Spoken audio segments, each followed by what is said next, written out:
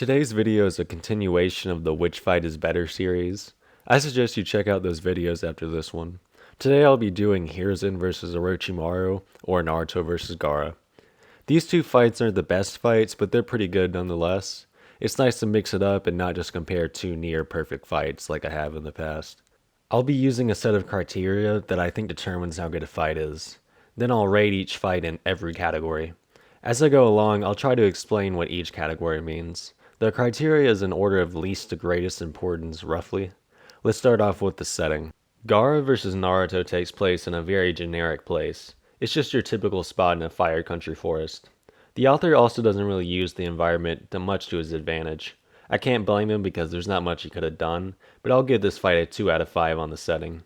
It's not terrible, but it's not good.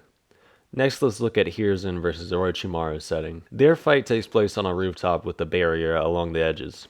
You would think it would be bland, but it's actually an interesting setting. The barrier makes you feel claustrophobic, and it makes you feel like Hiruzen has nowhere to run.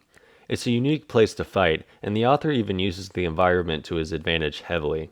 This is thanks to Tobirama's water style and Hashirama's wood style. The anime makes use of all these chakra infinities very well and expands on what the manga did. The combination of the isolated rooftop and the wood, water, and earth style at play gives this fight a 4 out of 5 on the setting. The next category is character progression, and this is how much your character progresses in terms of power and character. For example, Sasuke vs Itachi has a good character progression because we got to see things like Kirin, and we finally got to see what Itachi could do. Another example would be in Gaara vs Kimimaru. We got to see how Gaara had changed for the better since his last appearance, which is coincidentally Naruto vs Gaara. Let's look at Naruto vs Gaara's character progression first. I've actually talked about this somewhat in a separate video, but I don't mind going over it again. This is the fight where Naruto inherits the Will of Fire. Prior to this fight, Naruto was actually afraid of Gaara. In the hospital with Lee and Shikamaru, Naruto was afraid of Gaara because he was so strong and constantly bloodlusted. When Naruto first showed up when Sasuke was paralyzed, Naruto wanted to flee instead of fight Gaara, and Naruto wasn't even scared to fight Neji. As the fight goes on, though, Naruto begins to inherit the Will of Fire, and is pushed to his absolute limits because he wants to defend his friends. It is quite a character moment for Naruto, but it is also a big leap in power for him. This is the first fight where Naruto really pops off. He summons 2,000 shadow clones, which was double what he could do in the first chapter. He also summons Gamabunta, and he defeats a tailed beast. Now, he only had to hit Gaara really hard to do this, but even then he made a major leap in this fight.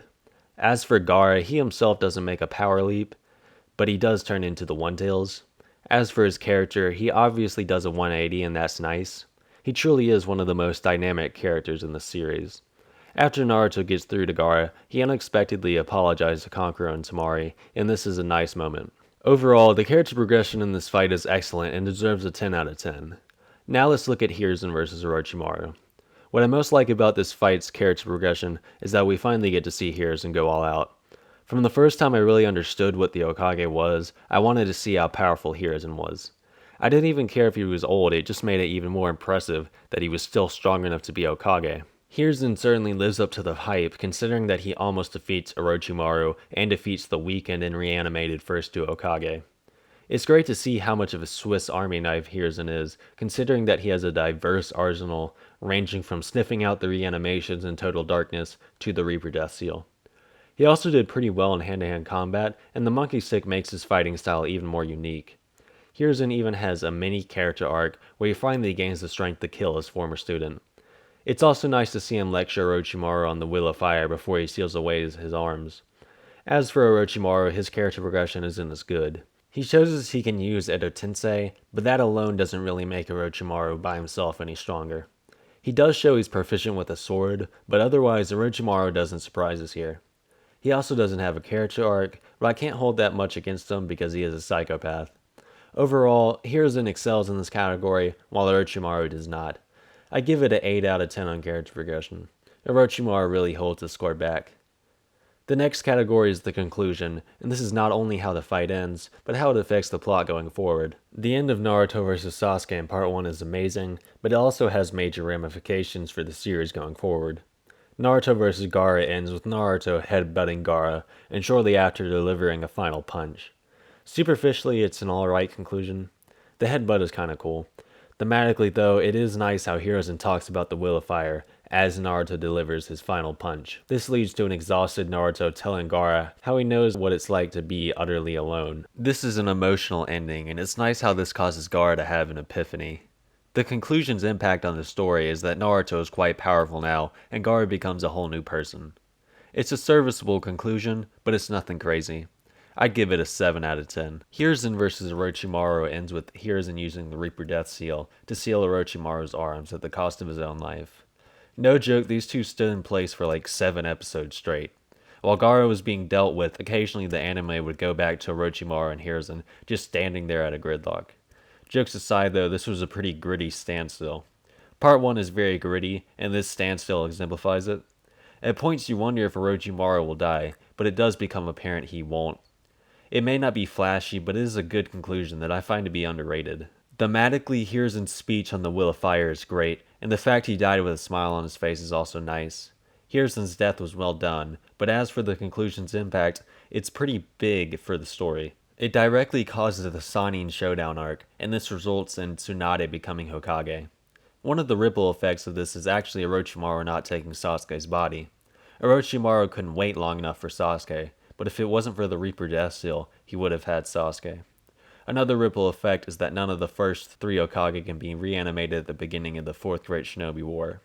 Overall, it's an impactful and satisfying conclusion that deserves a 9 out of 10. The next category is the build-up, and this category is about how much hype and foreshadowing there is going into the fight. For example, Naruto promises to defeat Neji in the preliminaries, and they end up fighting in the finals. There isn't a whole lot of build-up for Naruto vs. Gaara though. Many fights lack build-up, and this one is no exception. The fight kinda just happened. This is half of the climax of the Chunin exams arc though, so I suppose I can't judge it too harshly. We had wondered when Gaara would be stopped, and what would happen when the sand attacked the leaf. It's better than your average build-up, so I'd give it a 6 out of 10. Hiruzen vs. Orochimaru's build-up begins when it becomes apparent that Orochimaru is going to attack the village. We expect for Hiruzen to fight him since he is the Hokage. There's a little disappointment since Orochimaru doesn't show us anything new other than Edo Tensei, but as for Hiruzen, he lives up to his expectations. I already talked about this a lot in the character progression category, so I won't go over that again. This fight's build-up is better because we expect it, and there's more tension with Orochimaru than Gaara. Orochimaru seemed unstoppable, while Gaara was strong, but certainly looked defeatable. This fight's build-up is pretty good and deserves an 8 out of 10. The next category is the fighting, and it's self-explanatory. A fight like B vs. Taka is good because it has good taijutsu along with other interesting abilities. Naruto vs. Gaara is a little lacking taijutsu-wise, but the fighting is still quite good. This was the first time we got to see 2 massive beings fight, and it was great. Along with that, there are other cool moments I haven't mentioned yet, including Naruto putting an explosive on Gaara, and Naruto controlling the Nine-Tails chakra. This fight had a little bit of everything, and it's quite enjoyable. I strangely don't have much to say about the fighting itself, because I've already talked about it some earlier in the video. Anyway, I do think it's good fighting, and it deserves a 16 out of 20. Hiruzen vs. Orochimaru is the opposite of Naruto vs. Gaara when it comes to fighting. It excels in taijutsu and jutsu usage while lacking in cool moments. The ninjutsu usage in this fight is excellent and was next level at that time in the series. The taijutsu is also good, and the monkey stick is certainly fun. This fight lacks moments similar to Naruto summoning Gamabunta, but the ninjutsu makes up for it to an extent. It was very cool to see the Edo Tensei be used for the first time, and it's highly intriguing to watch the first and second Hokage fight. We don't see a lot of what they can do, but it's enough to be satisfying. With 5 different fighters, there's a lot going on in this fight, and it makes it more interesting. I'd say it's on par with Naruto vs. Gaara, and deserves a 16 out of 20 for fighting. The last category is emotional involvement, and it's self-explanatory. A fight like Sasuke vs. Deidara is held back because it doesn't have much emotional involvement. Emotional involvement is key to a fight being great. Naruto vs. Gaara is very emotional. They are both fan favorites with 2 of the most tragic backstories in Naruto. Gaara's backstory is fleshed out during this fight and it's a tearjerker. He was Naruto, only he had it a little worse. The fact that he couldn't even make himself bleed is a crazy amount of psychological damage alone. I don't want to summarize it, but this backstory alone is pretty powerful. But Naruto makes it even more powerful. We were reminded how lonely Naruto was by Naruto reaching out to Gaara, and this is beautiful. Their sudden Jinchuriki connection is unique and powerful, despite them just battling to a stalemate just previously. This fight speaks for itself and is worthy of a 20 out of 20 on emotional involvement.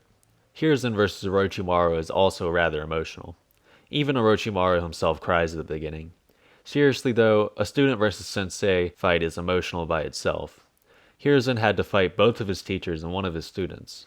Despite that, Hiruzen was able to defeat his teachers and stop Orochimaru. We see in flashbacks that this is something he couldn't even do in the past.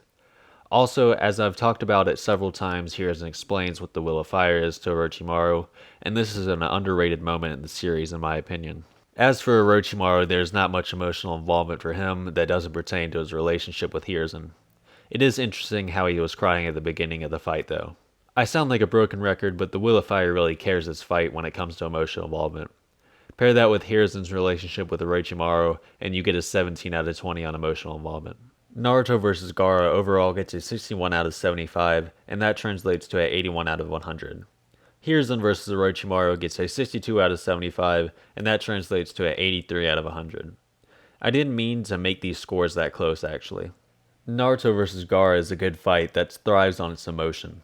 It is held back some because it's rough around the edges on its other categories. Hiruzen vs. Orochimaru is also a good fight that is more solid all around. It doesn't shine in one category and is instead consistent among all of them. They're both good fights that are on the same level really.